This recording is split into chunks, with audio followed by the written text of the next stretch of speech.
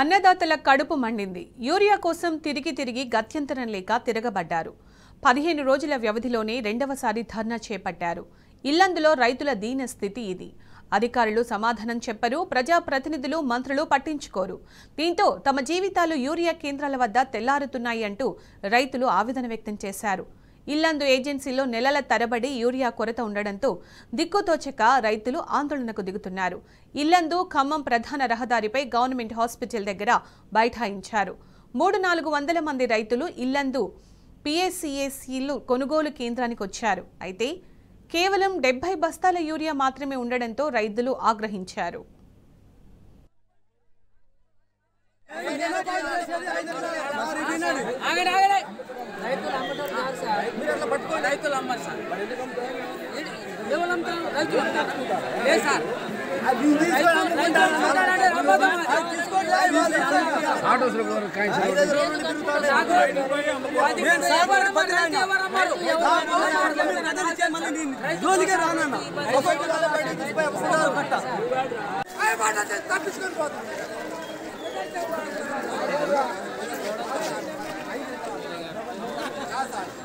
మీరే ఎట్లా అంటే ఎట్లా సార్ ఆ మాటలు అంటారు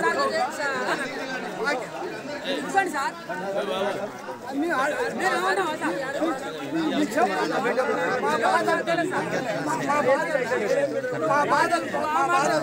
రావద్దండి మాట్లాడాలి.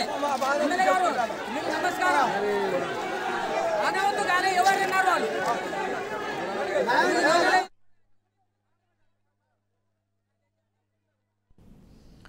అన్నదాతల కడుపు మండింది. యూరియా కోసం తిరిగి గత్యంతరం లేక తిరగబడ్డారు. 15 రోజుల వ్యవధిలోనే రెండవసారి ధర్నా చేపట్టారు. ఇల్లందులో రైతుల దీన స్థితి ఇది. అధికారుల సమాధానం చెప్పరు, ప్రజాప్రతినిధులు మంత్రులు పట్టించుకోరు. దీంతో తమ జీవితాలు యూరియా కేంద్రాల వద్ద తెల్లారుతున్నాయంటూ రైతులు ఆవేదన వ్యక్తం చేస్తున్నారు.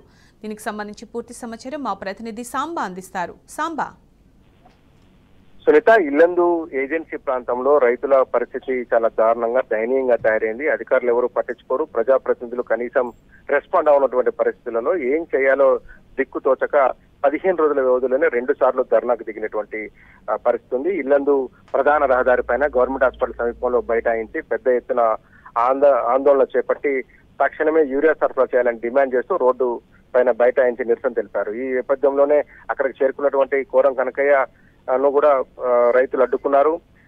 మేము గత వారం 10 రోజులుగా ఇబ్బంది పడుతున్నప్పటికీ ఒక్క లారీ లోడ్ కూడా రాలేదంటూ రైతులు ఆవేదన వ్యక్తం చేశారు. దాంతో తిరగబడ్డటువంటి పరిస్థితి. అక్కడికి వచ్చేటువంటి పోలీసులు కూడా రైతులను మీరంతా రైతులేనా, మీ దగ్గర ఉన్నటువంటి పాస్ పుస్తకాలు చూపించండి అని అడగడంతో ఒక్కసారిగా రైతులు తిరగబడి సిఐ పైన అక్కడ ఉన్నటువంటి పోలీసుల పైన ఆగ్రహం వ్యక్తం చేస్తూ తమ దగ్గర ఉన్నటువంటి పాస్ పుస్తకాలను చూపిస్తూ మేమంతా రైతులమే, మాకు యూరియా కష్టాలు ఉన్నాయి, వాటిని తీర్చండి, ఎందుకు మమ్మల్ని అనుమానంగా చూస్తున్నారంటూ అటు పోలీసులతోనూ ఇటు ఎమ్మెల్యే కోరం కనకయ్యతోనూ వాగ్వాదాన్ని దిగారు. ఇల్లందు ప్రధాన రహదారి కావడంతో దాదాపు 2-3 కిలోమీటర్ల మేర అటు ఇటు వాహనాలు నిలిచిపోవడంతో ఎమ్మెల్యే చాకచక్యంగా వ్యవహరించి వారందరినీ కూడా అక్కడ ఉన్నటువంటి వ్యవసాయ మార్కెట్ యార్డ్ లోకి తీసుకునేటువంటి ప్రయత్నం చేశారు. కానీ అతని మీద కూడా తిరగబడ్డారు. సరిపడా యూరియా లేకపోవడం పట్ల ఆగ్రహం వ్యక్తం చేస్తూ తక్షణమే యూరియా సరఫరా చేసేలాగా ఎమ్మెల్యే చర్య తీసుకోవాలని ఆందోళన చేపట్టారు. Sunitha. Right Samba, thank you.